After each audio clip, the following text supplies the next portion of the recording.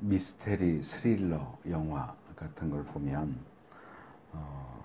같은 사건인데 A라는 사람 입장에서 이게 어떻게 진행되는지를 쭉 보여주고 중간쯤에 다시 시간을 되돌려서 B라는 사람 입장에서는 그 사건이 어떻게 진행되었는지 이 두 가지의 시각으로 제시해 주면서 사실은 어땠는가 하는 것을 보여주는 그런 경우가 있습니다. 전문 용어가 있나 싶어서 이제 친하게 지내는 촬영 감독님한테 물어봤더니 교차 편집 또는 평행 편집을 이용해서 이 시점의 차이를 보여주는 방식이다 이렇게 설명을 하시더라고요.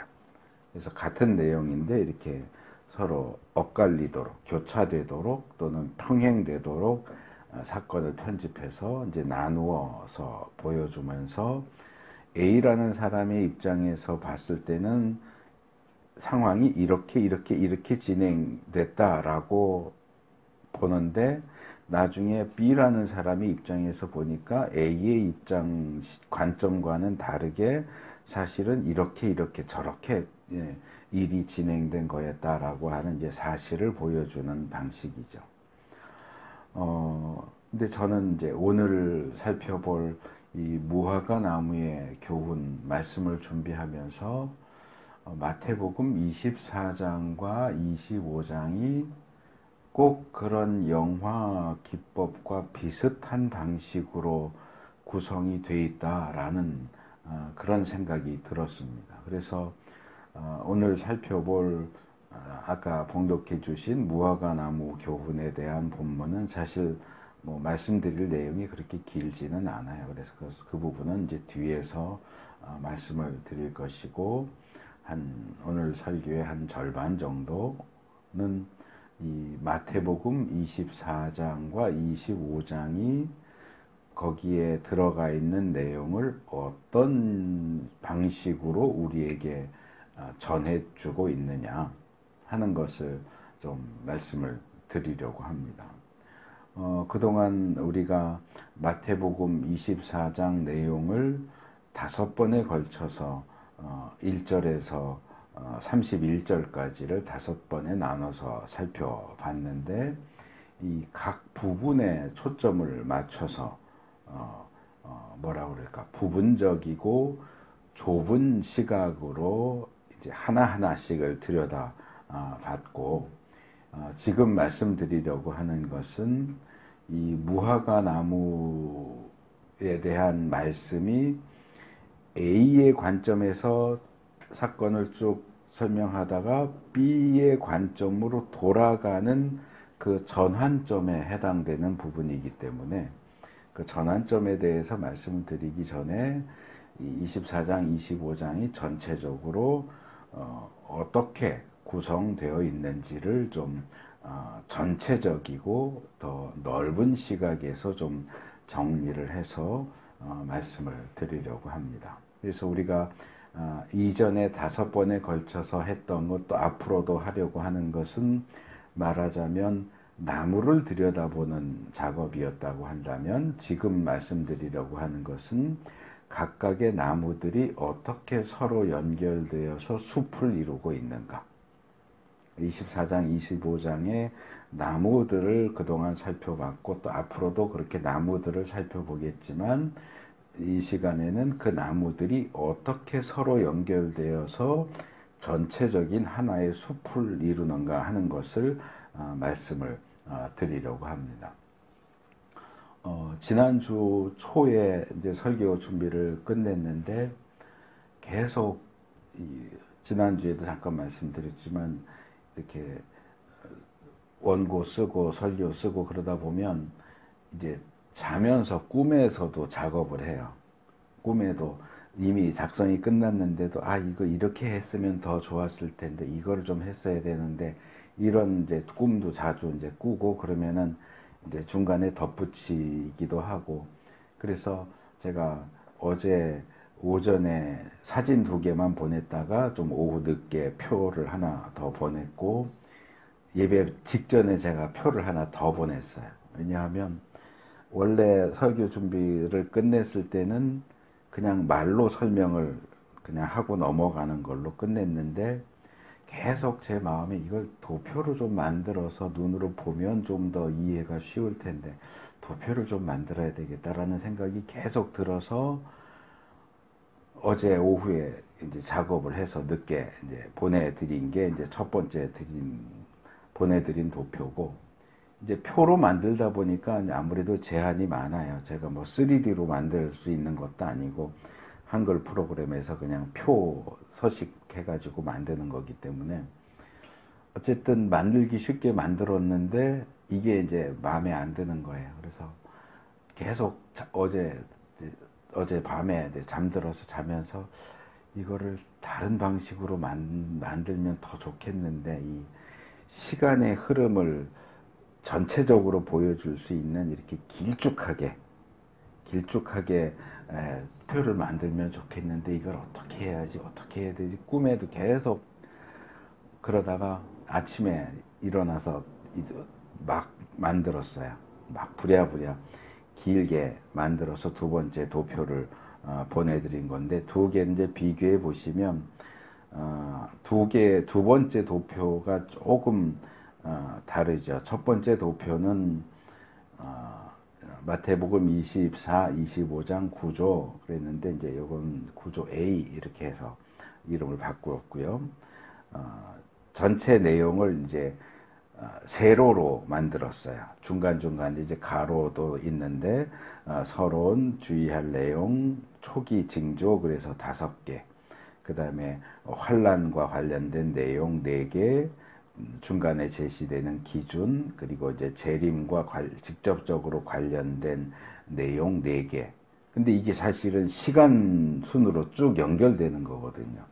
5개, 4개, 4개가 쭉 한 시간선상에서 쭉 있는 건데, 이걸 이제 3줄로 만드는 게 이제 마음에 안 든 거예요. 그래서 두 번째 도표를 보시면 이게 이제 읽기는 좀 어려워졌는데 이거를 다 합쳤어요. 다 합치고 제일 끝에 25장 끝에 나오는 심판 영혼에 해당되는 2개 항목도 재림 뒤에 다 붙여버렸어요. 그래서 이거 수정을 하려고 그러다가 너무 급해갖고 잊어버렸네. 앞에 5개 하고 제가 줄을 2줄로 쳐놓고, 그 다음에 여기 나눠놓은 것처럼 환란과 관련된 4개 하고 이제 줄을 쳐놓고, 재림과 관련된 것도 줄을 4개 하고 줄을 쳐야 되는데 첫 번째 거만 쳐놓고 급하게 하느라고 줄을 안 쳤는데, 그래서 일반적인 징조 5개, 환란과 관련된 거 4개, 재림과 관련된 거 4개, 재림 이후에 심판과 영혼에 들어가는 것 2개를 다 붙였어요, 옆으로. 그러다 보니까 이제 칸이 이렇게 세로로 길어졌는데, 그렇게 이제 작업을 하다 보니까 이어지는 이제 무화과 나무의 교훈 이후에 나오는 4개의 예가 이렇게 반복돼서 다시 시점을 계속 되돌려요. 뺑뺑이 돌려서 앞에서 끝까지 쭉 한번 갔다가 다시 또 앞으로 가서 다른 사람 얘기를 또 앞에서 끝까지 쭉 가고, 3번째, 4번째를 그렇게 반복을 하거든요. 이 반복되는 내용도 전체적인 내용을 보시면 이 두 번째 도표 끝에 보시면 이 끝에 칸이 똑같지가 않아요. 뒤에가 어떤 것은 예를 들어서 두 사람 얘기는 이 재림하고 나서 선택받은 사람들을 소집한다 하는 것까지, 소집한다 하는 것하고 이제 그 뒤에 칸을 합치지 않았고, 그 두 번째, 세 번째는 재림하는 것까지만 칸이 있고, 4번째 경우는 마지막까지 다 칸이 가 있어요. 그래서 이게 다루고 있는 시간 영역이 조금씩 미묘하게 차이가 나는데, 이제 첫 번째 도표에서는 그것을 이제 표에서 제시할 수 없었는데, 두 번째 도표에서는 그것까지도 다 이제 제시를 했습니다. 그래서 이 두 번째 도표 위주로 보시면서 설명을 들으면 더 도움이 되실 것 같고, 앞으로 이제 올해 24장이 다 끝날지 모르겠는데, 일단 이 그레고레오 주제는 제가 25장까지는, 뭐 그 이후도 어떻게 될지 모르겠는데, 적어도 24장, 25장까지는 같은 주제를 다루는 내용이기 때문에 25장까지 다 다루려고 해요. 그래서 이 두 번째 도표가 그 전체적인 내용을 다 다루고 있기 때문에, 그레고리오 그 말씀을 드릴 때는 이 두 번째 도표를 이렇게 확인하시면서 하시면 도움이 되실 겁니다. 그래서 전체적인 24장, 25장을 개괄을 하자면, 일단 24장은 이 제자들이 예수님에게 헤롯 성전을 자랑하면서 이야기가 시작이 되죠. 자랑을 하니까 예수님이 이 성전 다 돌 하나도 돌 위에 남지 않게 다 무너질 거다. 그러니까 제자들이 그럼 그 일이 언제 일어날 거고 마지막 때의 징조는 어떤 것들이 있겠습니까? 라고 물어보면서 1절에서 4절, 3절 그러면서 이제 감람산 강화가 시작이 됩니다. 그랬더니 이제 예수님은 징조에 대한 말씀을 하시기 전에 먼저 이거 너희가 주의해야 될 게 있다. 마지막 때와 관련해서 주의해야 될 게 있다라고 하시면서 속지 않도록 조심해라. 이 종말 전체 기간과 관련해서 속지 않도록, 종말 기간 전체를 관통하는 굉장히 중요한 사항을 24장 4절과 5절에서 말씀을 하시는데, 비슷한 내용이 11절에도 나오고 24절에서 26절에도 나옵니다. 그래서 거짓 그리스도에 대한 내용, 거짓 예언자에 대한 내용, 그리고 거짓 그리스도들과 거짓 예언자들에 대한 내용이 중간중간에 계속 나온단 말이에요.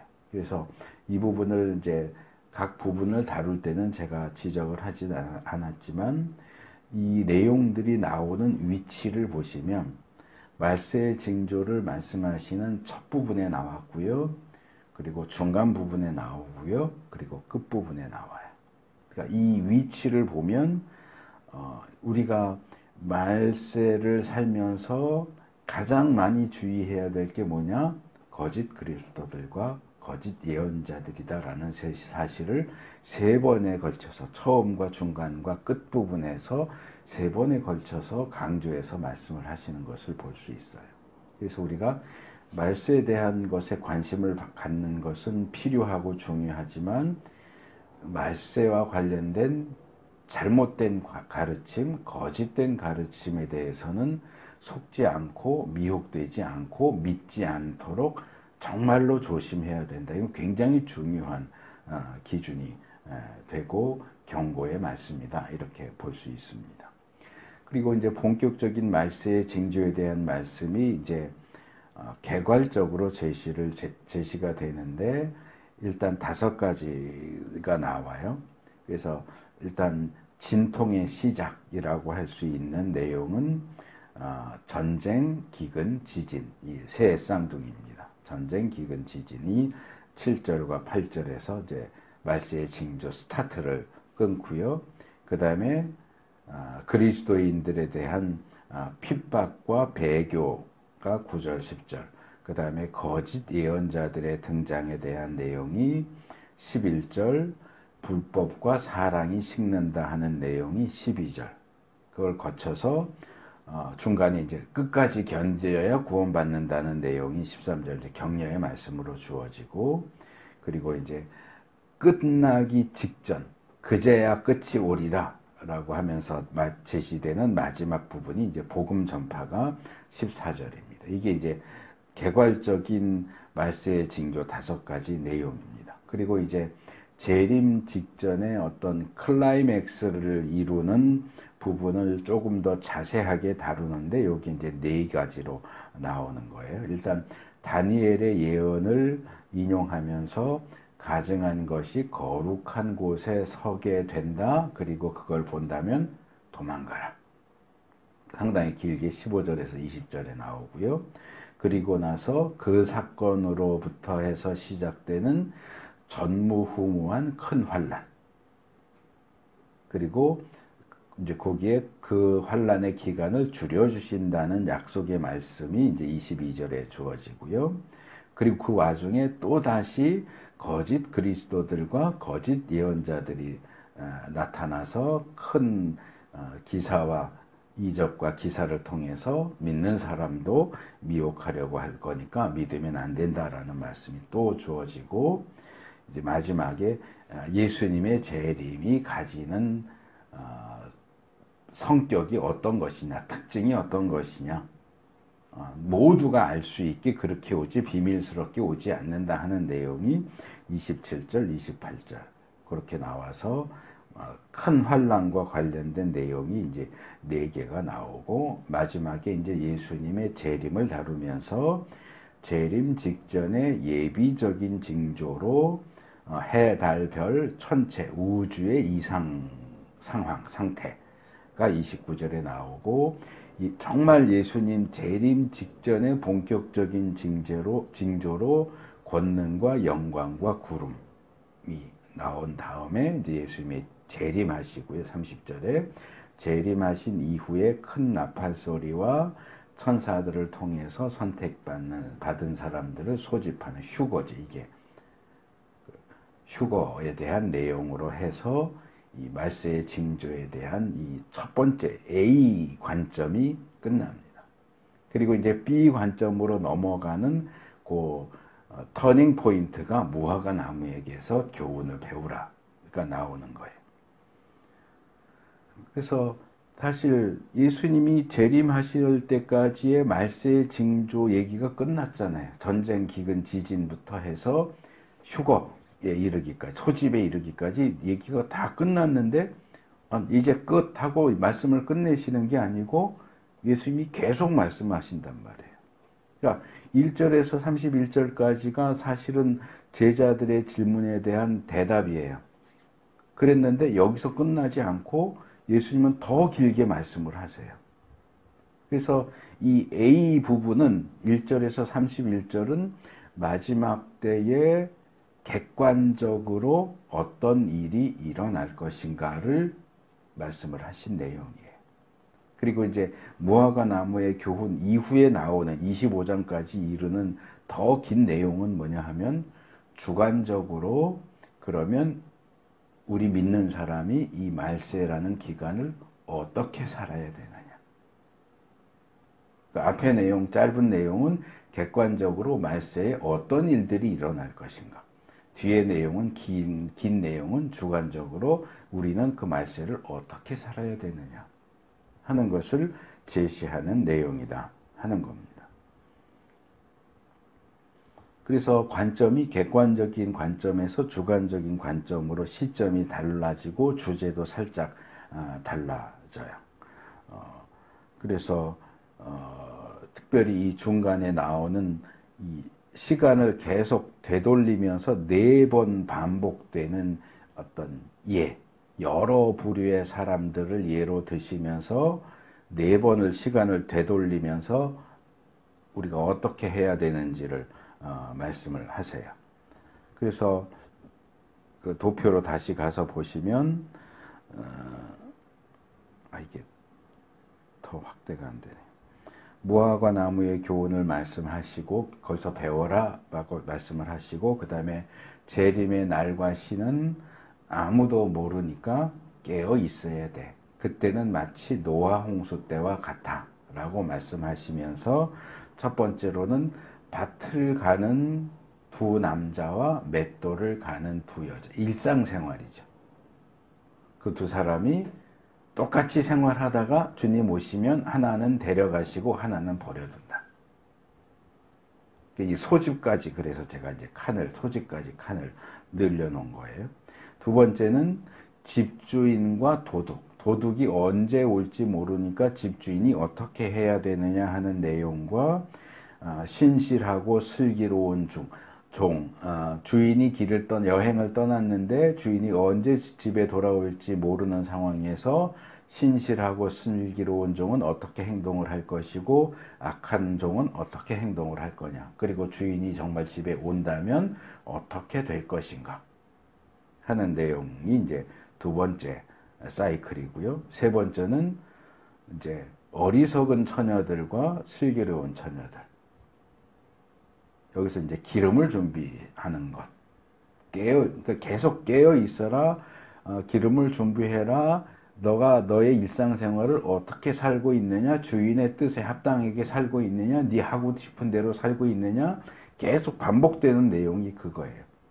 밭 가는 남자, 맷돌 돌리는 여자, 집을 지키는 주인, 슬기로운 종, 악한 종, 슬기로운 처녀들, 지혜로운 처녀들, 그리고 마지막에 달란트. 이제 우리는 그냥 달란트 비유 이렇게 알고 있는데, 달란트를 받은 종들 각각 얼마나 열심히 그 달란트로 해서 이득을 남겼느냐, 아니면 땅에다 묻어놓고 펑펑 놀았느냐, 거기에 따라서 최후 심판을 받고 그 이후에 어떻게 될 것이냐까지 계속 말씀을 하시고, 마지막 25장 31절에서 41절, 45절 마지막 부분에 오면 이제 다시 그 첫 번째 객관적인 얘기 제일 끝으로 돌아가요. 예수님 재림하시면 나팔 소리와 함께 천사들을 보내서 사람들을 소집하신다고 그랬잖아요.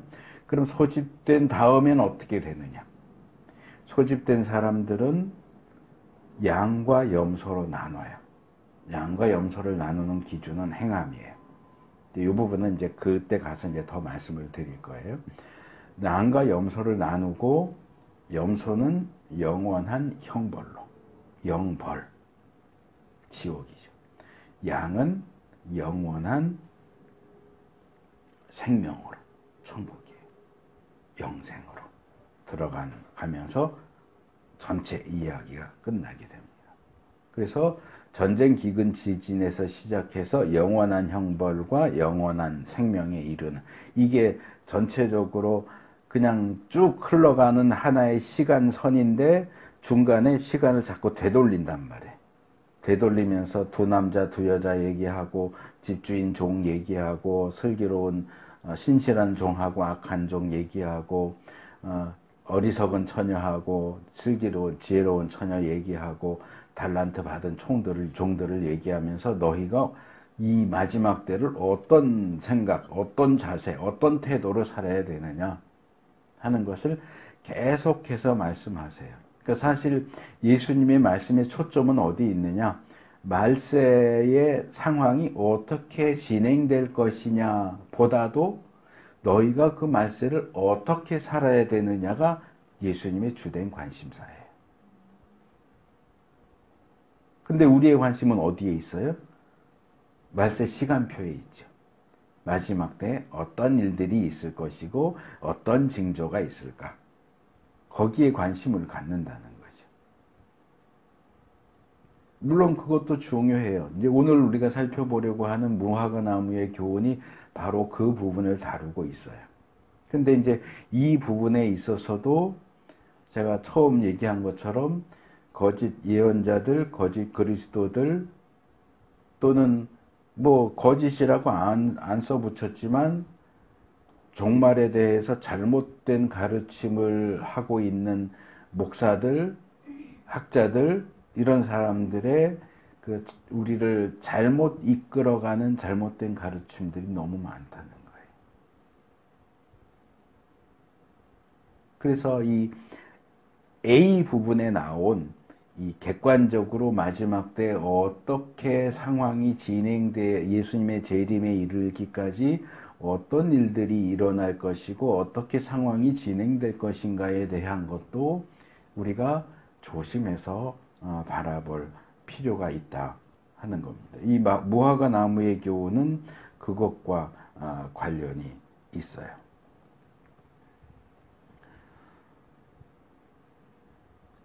그래서 그 부분을 오늘 말씀을 드리려고 하는데, 본문 24장 32절에서 35절까지 4개의 구절이 무화과 나무의 교훈과 관련된 내용입니다.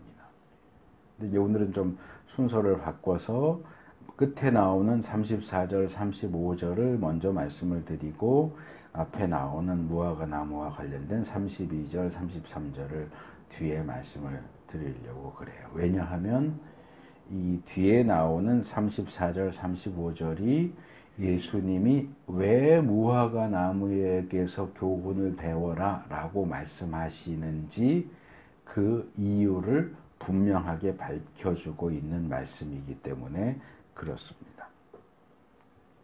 자, 일단 예수님이 뭐라고 말씀을 시작하시냐 하면 내가 진정으로 너희에게 말한다 라고 말씀을 하십니다.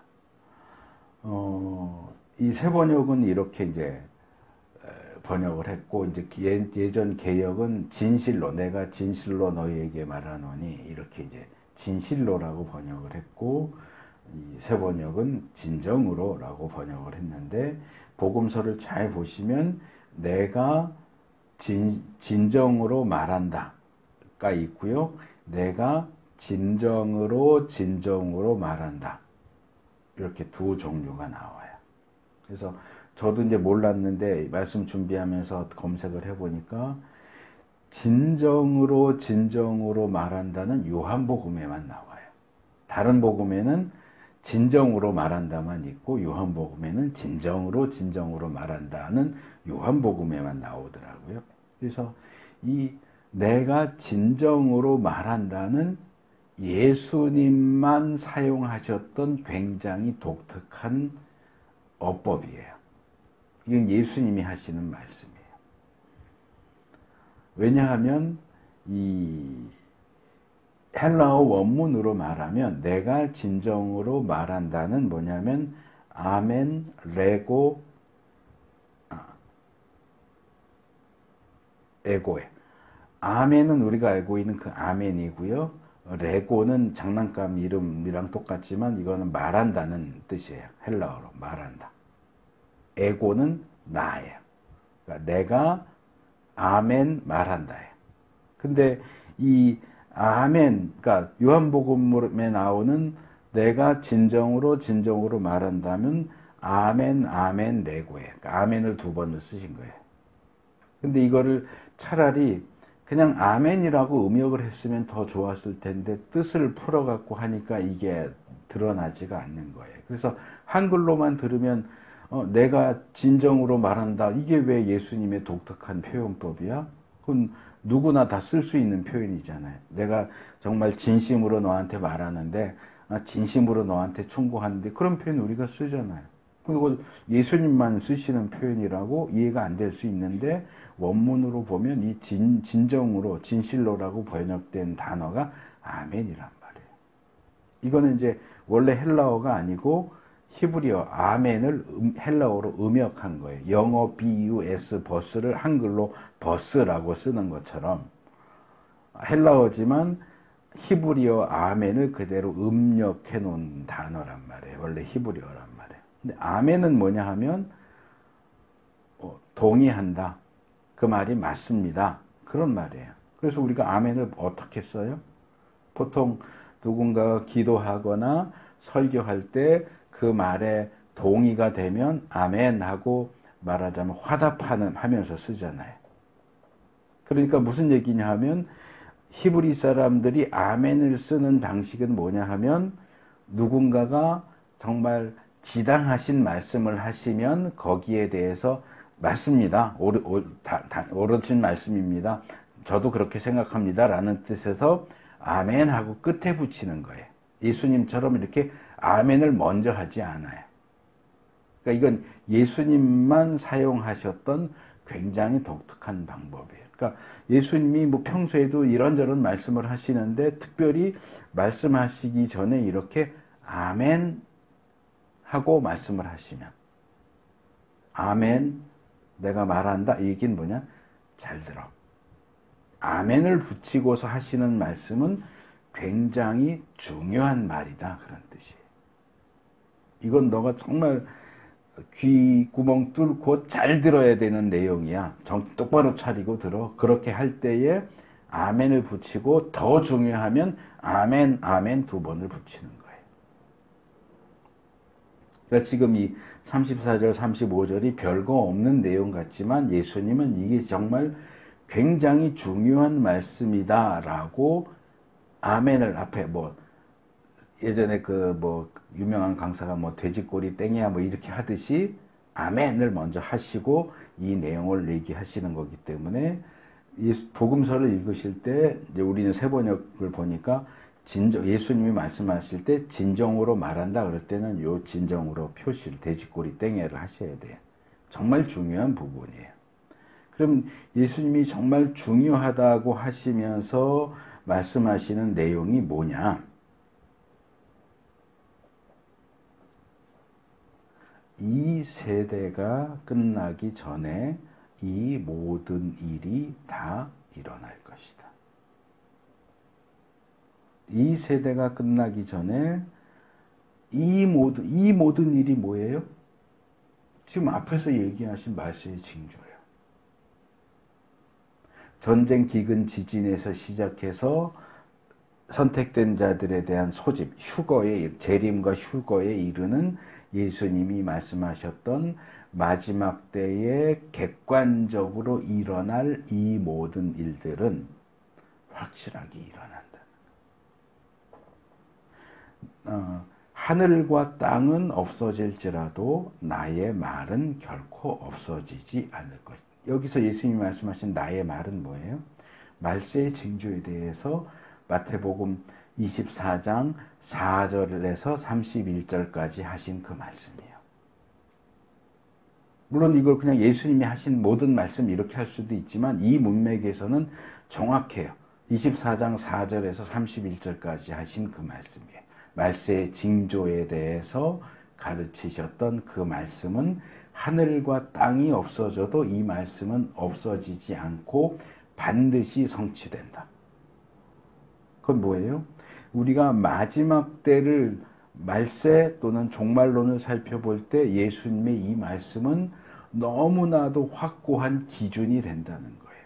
그러니까 이 기준에서 어긋나는 얘기를 하면 그건 거짓 선지자예요. 잘못된 가르침이에요. 그래서 이전에 지난 시간에 뭐 7년 대환란, 이중재림, 휴거 이 부분에 대해서 왜 그게 성경적으로 신학적으로 잘못된 주장인지 그 부분을 꽤 길게 말씀을 드렸는데 예수님이 말씀하고 다른 걸 가르친단 말이에요. 그건 잘못된 가르침이에요. 그거 따라가면 안 되는 거예요. 그래서 누가 뭐 종말론 세미나 뭐 그런 거 할 때 가서 뭐 들으셔도 상관은 없는데 저는 가시는 걸 추천하고 싶지는 않아요. 뭐 100이면 그 중에 90은 다 불건전한 거라고 생각을 하시면 돼요. 그런데 가서 들으실 때 이 예수님의 말세의 징조에 대한 말씀을 기준으로 삼아서 거기서 어긋나는 내용을 가르치면 그건 땡이에요. 아니에요. 아무리 내 마음에 들고 그 말씀을 강의를 들었더니 막 내 마음에 기쁨이 샘솟고 막 소망이 넘쳐나고 이래도 그건 땡이에요. 가짜예요. 잘못된 거예요. 내가 내 머리로 아무리 생각을 해보다 정말 그 말은 맞는 말이고 그럴듯해 해도 예수님의 이 말씀과 어긋나면 그건 잘못된 가르침이에요. 분명한 기준을 붙잡으시라는 얘기예요.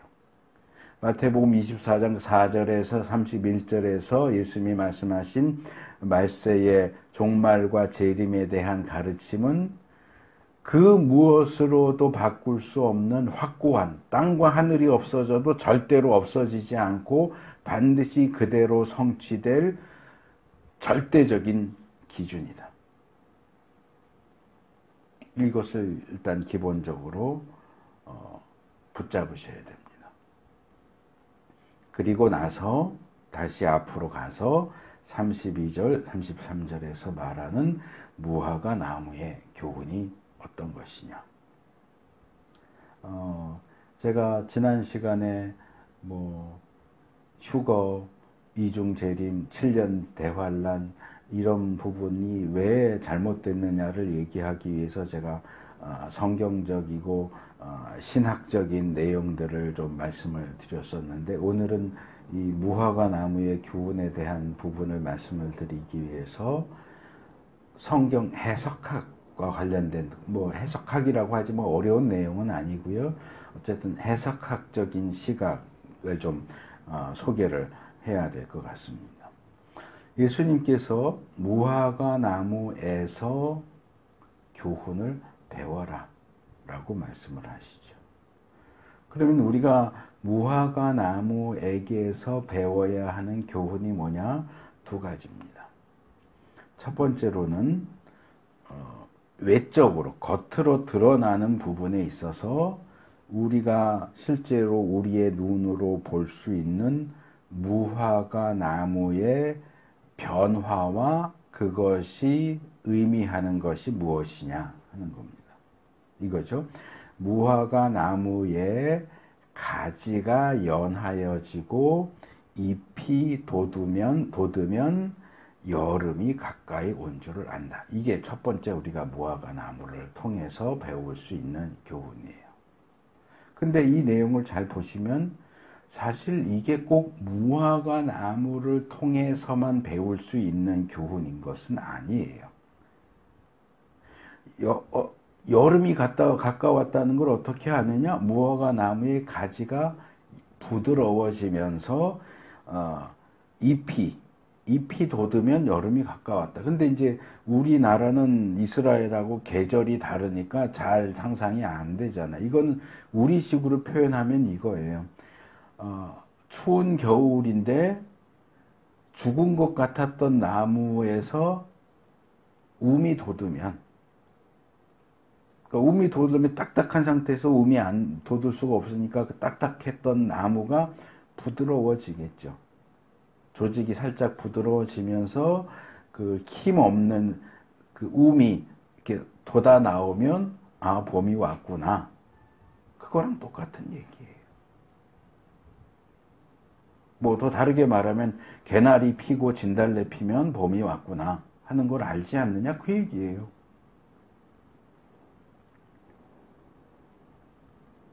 그래서 이걸 꼭 뭐 무화과 나무를 통해서만 알 수 있다. 아니요. 뭐 올리브 나무를, 감람나무를 통해서도 알 수 있고 뭐 꽃을 통해서도 알 수 있고, 그런데 다만 여기서 예수님이 무화과 나무를 예로 드신 거죠. 우리가 봄이 왔다 그럴 때 대표적으로 떠올리는 게 개나리, 진달래지만 개나리, 진달래만 있는 건 아니잖아요. 봄이 온 것을 우리에게 보여주는 것은 개나리, 진달래만 있는 게 아니고 다른 것들도 있단 말이에요. 그러니까 이스라엘 사람들도 꼭 무화과 나무가 아니라도 다른 나무를 통해서 계절의 변화를 알 수 있어요. 비슷한 내용을 예수님께서 마태복음 16장에서 16장 2절, 3절에서 이렇게 말씀하세요. 너희는 저녁 때에는 하늘이 붉은 것을 보니 내일은 날씨가 맑겠구나 하고, 아침에는 하늘이 붉고 흐린 것을 보니, 정신이 산란하네요, 제가. 아침에는 하늘이 붉고 흐린 것을 보니 오늘은 날씨가 굳겠구나 한다 라고도 말씀을 하세요. 일반적인 얘기죠. 뭐 우리 식으로 말하면 뭐 제비가 낮게 나느냐 높게 나느냐 뭐 이런 거, 그렇죠. 밤에 노을이 붉으냐 뭐 그렇지 않느냐 뭐 이런 거 가지고 다음날 날씨를, 뭐 요즘엔 다 일기예보 보지만 예전에는 그랬잖아요. 새해 나는 것, 뭐 공기에서 느껴지는 습도 이런 거 보면 내일 날씨가 맑겠네, 비가 오겠네 알잖아요.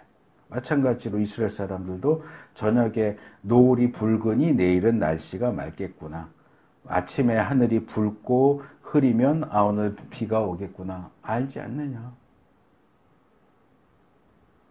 마찬가지로 무화과 나무가 가지가 부드러워지고 잎이 나는 걸 보면 여름이 가까웠구나 하고 알지 않느냐.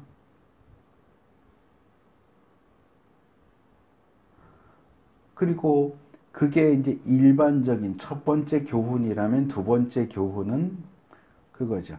이와 같이. 나무의 변화를 통해서 계절의 변화를 알 수 있는 것과 같이, 노을을 보고 하늘을 보면서 날씨의 변화를 예상하는 것과 같이, 이와 같이 너희도 이 모든 일들을 보거든 인자가 문 앞에 가까이 온 줄을 알아라. 이 모든 일들이 뭐예요? 4절에서 31절에 나온 징조들이에요. 그러니까 예수님이 말씀하신 징조들을 잘 기억하고 지금 내가 살고 있는 세상에서 그 징조들이 어떻게 나타나는가를 보면 초기 징조 5개, 환난과 관련된 4개, 재림과 관련된 4개, 그러면은 9개잖아요. 아니 9개가 아니고 13개잖아요. 그러면 13단계를 나눠 놓고 지금 내가 지금 10번째 단계에 왔구나. 11번째 왔구나. 12번째 왔구나. 지금 바로 재림 직전이고 예수님이 재림하실 때가 얼마나 가까웠는지를 짐작할 수 있지 않겠느냐.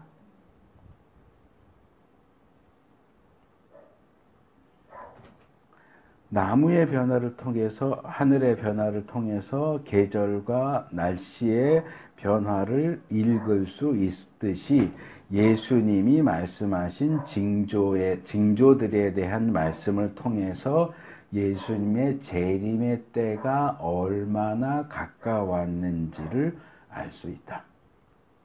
그래서 조금 전에 인용했던 마태복음 16장 3절, 2절, 3절에 날씨가 노을이 붉으면 내일 날씨가 맑겠다. 아침에 하늘이 흐리면 비가 오겠다. 알지 않느냐라고 말씀하시면서 3절 끝에 뭐라고 말씀하시면 너희는 하늘의 징조는 분별할 줄 알면서 시대의 징조들은 분별하지 못하느냐 이렇게 말씀을 하시죠. 자, 너희 하늘을 보면서 날씨 예측하잖아. 나무 보면서 계절 예측하잖아. 그러면 내가 징조에 대해서 한 그 말들을 보면서 그 말들의 현재 세상이 어떻게 흘러가는가를 비교해 보면서 내가 재림할 때까지 얼마나 남았는지, 뭐 정확한 날과 시는 알 수 없지만 내가 재림할 때까지 얼마나 가까웠는지 분별할 수 있잖아. 그 말씀을 하시는 거예요. 그래서 우리는 이 말씀들의 자연스러운 흐름 속에서 무화과 나무나 붉은 하늘이나 붉고 흐린 하늘이 특별히 취급해야 할 대상이라고 하는 어떤 직접적인 언급이나 간접적인 암시를 발견할 수 없어요. 그건 일상적인 얘기예요. 예수님이 무화과 나무를 말씀하셨으니까 무화과 나무는 특별해. 붉은 노을을 얘기하셨으니까 붉은 노을을 특별히 우리가 관심 가지고 봐야 돼. 매일 붉은 노을 확인해야 돼. 매일 아침 하늘이 붉고 흐린지 확인해야 돼. 그런 사람 없어요. 근데 희한하게 붉은 노을, 아침에 붉고 흐린 하늘을 매일 체크해야 된다라고 얘기하는 사람은 없는데 무화과 나무는 매일 체크해야 된다고 하는 사람들이 있어요. 예수님이 무화과 나무를 예로 드셨기 때문에 이 무화과 나무는 특별하다. 이 무화과 나무에는 특별한 의미가 있다라고 주장을 해요. 유튜브에 들어가셔서 무화과 나무의 비밀 이런 거 찾아보세요. 영상이 수두룩하게 나와요. 그 영상들에서 주장하는 게 뭐냐? 무화과 나무는 이스라엘을 상징한다는 거예요. 그러니까 우리가 이스라엘을 들여다보면 예수님이 언제 재림하실지를 알 수 있대요. 그러니까 이스라엘에 주목하재요. 그럼 붉은 하늘은 뭘 상징합니까? 저녁에 붉은 노을은 뭘 상징하고 아침에 붉고 흐린 하늘은 뭘 상징합니까? 저는 무화과 나무를 통해서 계절의 변화를 알 수 있다라는 이 무화과 나무 교훈 그거 인용하면서 우리가 무화과 나무를 특별 대상으로 삼아서 들여다봐야 돼라고 하는 사람 중에 붉은 노을, 붉고 흐린 하늘 특별 대상으로 삼아서 들여다봐야 돼라고 주장하는 걸 본 적이 없어요. 왜 이건 특별한데 저건 아무것도 아닙니까? 똑같이 예수님의 말씀인데 똑같이 마지막 때의 징조에 대한 말씀인데 왜 이거는 특별 대우하고 이거는 쓰레기 취급합니까? 그들이 그렇게 주장하는 가장 중요한 전제는 뭐냐? 무화과 나무는 이스라엘을 상징한다는 거죠. 무화과 나무 이꼴 이스라엘이다. 그런데 예수님이 무화과 나무를 말씀하셨으니까 예수님이 말씀하신 무화과 나무는 이스라엘이다. 그러니까 우리는 이스라엘에 관심을 가지고 초점을 맞추고 이스라엘을 살펴보면 예수님이 언제 오실지를 안 돼요. 아니요. 많은 분들이 무궁화가 우리나라 꽃 국화이듯이 무화과가 이스라엘의 국화다라고 알고 계시는데 아니요. 아니에요. 이스라엘의 국화는 무화과가 아니고요. 제가 보내드린 사진 두 번째요. 아네모네 코로나리아라는 꽃이 이스라엘의 국화입니다. 무화과가 국화가 아니에요.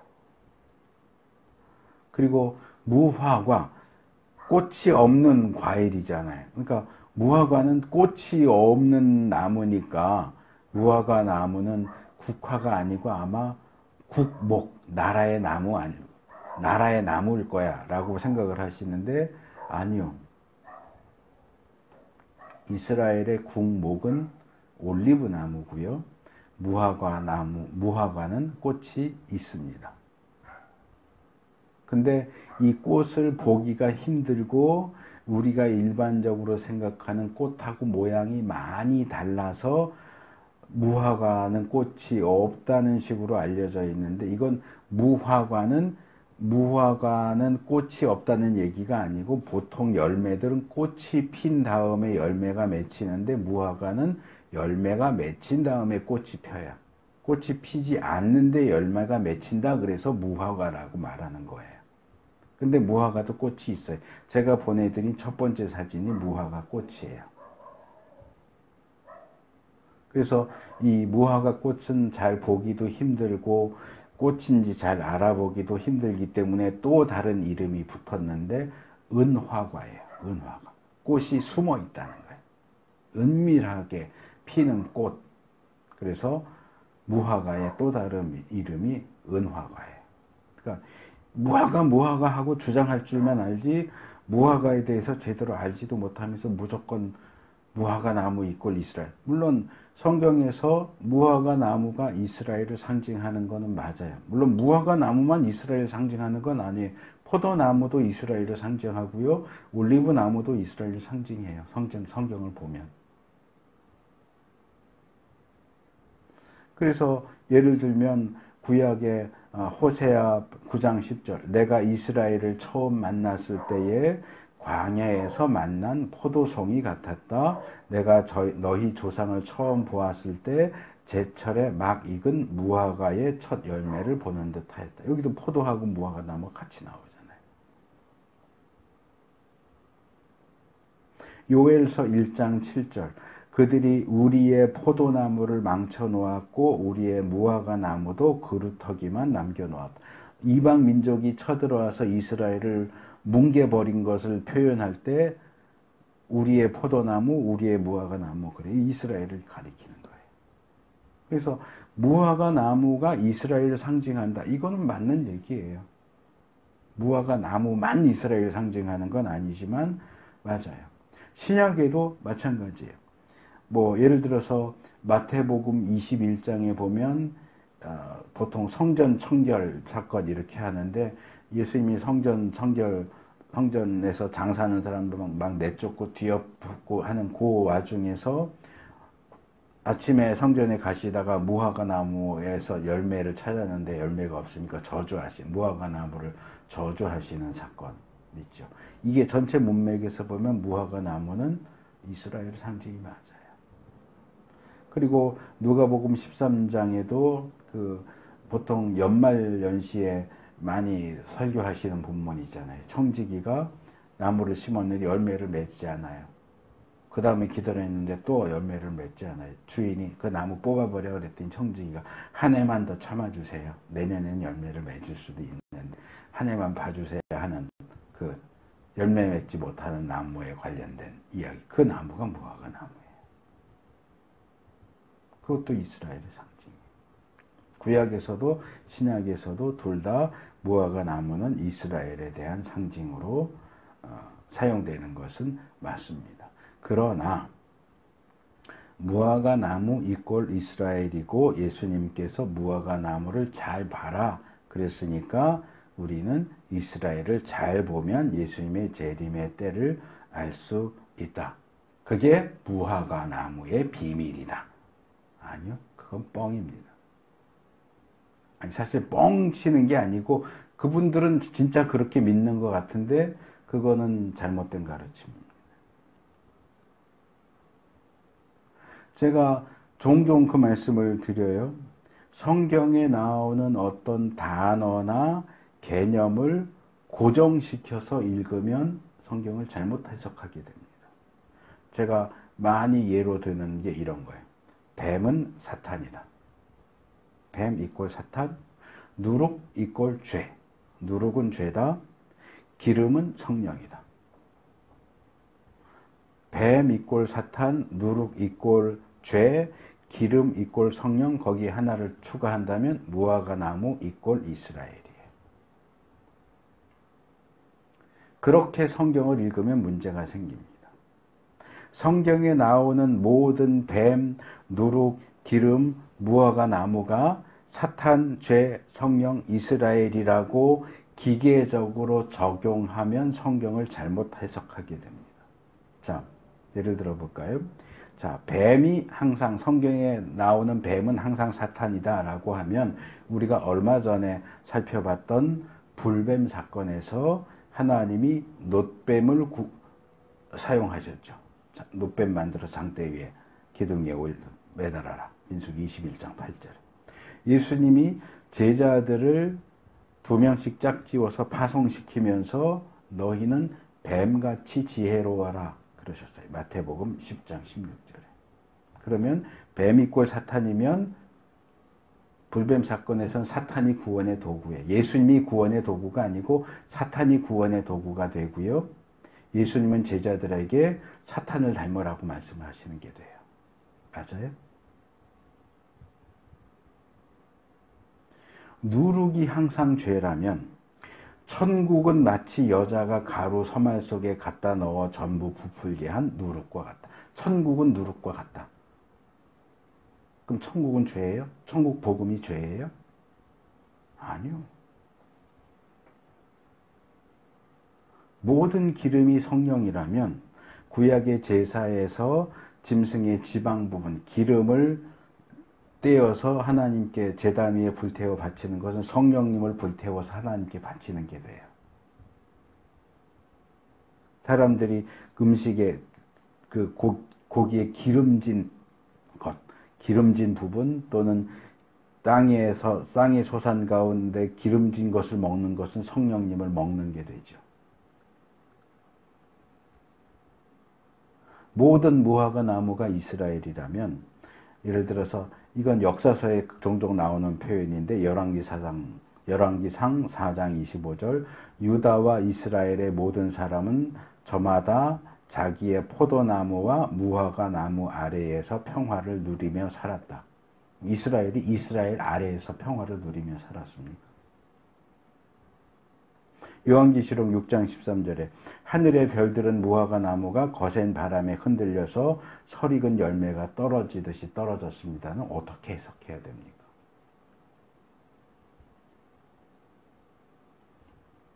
더 결정적인 문제가 있습니다. 오늘 본문에 나오는 무화과 나무는 예수님이 이 무화과 나무는 이스라엘을 상징한다 라고 말씀하시지 않았어요.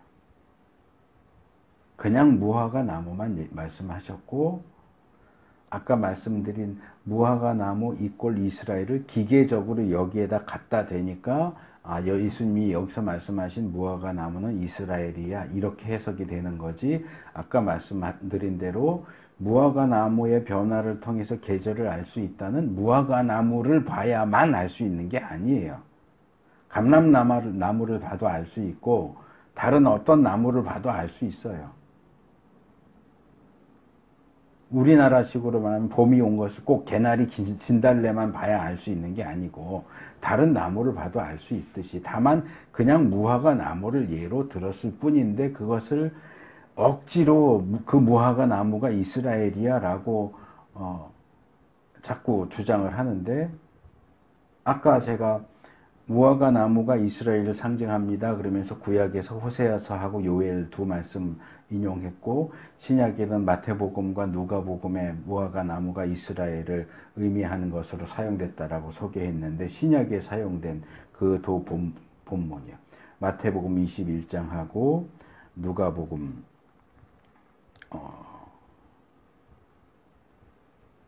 13장. 근데 희한하게 신약에서 무화과 나무가 이스라엘을 상징하는 것으로 사용된 두 본문은 둘 다 그 무화과 나무가 열매를 맺지 못한다고 부정적인 모습으로 제시하고 있다는 거예요. 이스라엘이 하나님이 기대하셨던 열매를 맺지 못하는 모습으로 제시가 되고 있어서 하나는 주인 되신 하나님이 그 무화과 나무를 뽑아버리려고 하는 모습이 나오고 하나는 주인이신 예수님이 그 무화과 나무를 저주해서 죽게 하시는 장면으로 나온다는 거예요. 그 두 본문은 오늘 본문과는 달리 무화과 나무가 분명히 이스라엘을 가리키는 것이 분명하게 드러나 있습니다. 그러면 마태복음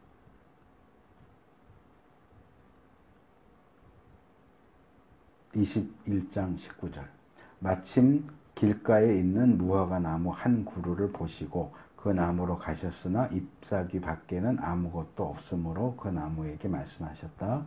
이제부터 너는 영원히 열매를 맺지 못할 것이다. 그러자 무화과 나무가 곧 말라버렸다. 자, 이스라엘이 어떻게 됐습니까? 예수님이 말씀하신 그 순간부터 이제부터 영원히 이스라엘은 열매를 맺지 못할 겁니다. 그리고 말라 죽었습니다. 근데 들여다볼 이스라엘이 어디 있습니까?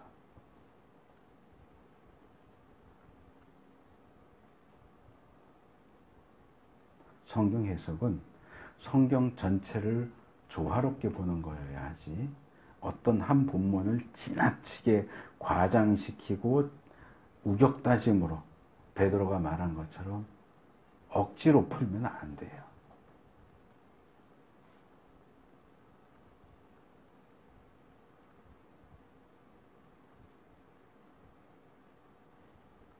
왜 직접적으로 이스라엘과 연결된다고 나오지 않는 무화과 나무의 교훈에서는 자꾸 무화과가 이스라엘이라고 그러면서 직접적으로 무화과가 이스라엘을 가리키는 것으로 나오는 이 마태복음 21장이나 누가복음 10장 얘기는 안 합니까?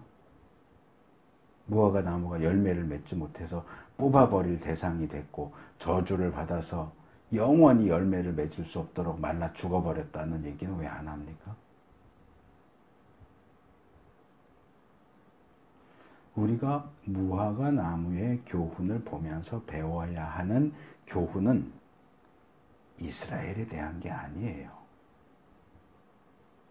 말세의 징조에 대한 예수님의 말씀이죠. 일반적인 자연의 질서와 세상의 흐름이고 특히 그것을 예수님이 말씀하신 말세의 징조에 대한 말씀과 비교하면서 깨어서 정신을 차리고 예수님의 재림을 맞이할 준비를 해라 라는 얘기지 이스라엘을 들여다봐라가 아니란 말이에요.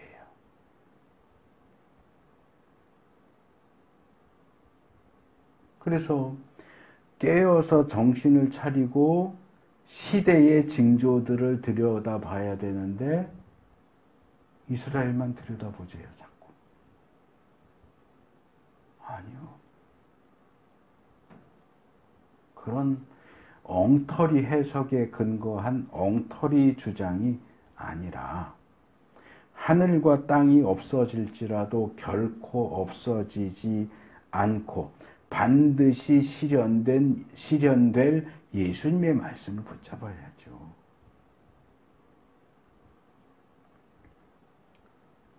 오직 말씀을 붙잡아야죠.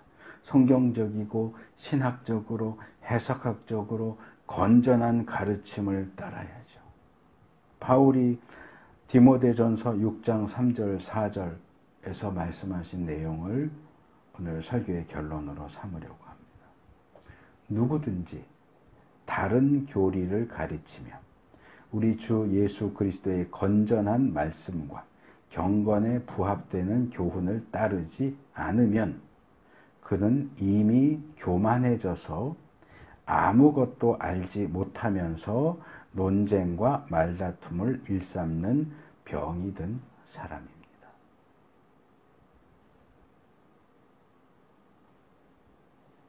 주 예수 그리스도의 건전한 말씀과 경건에 부합되는 교훈을 따르셔야 됩니다. 병든 자들이 되면 안 됩니다.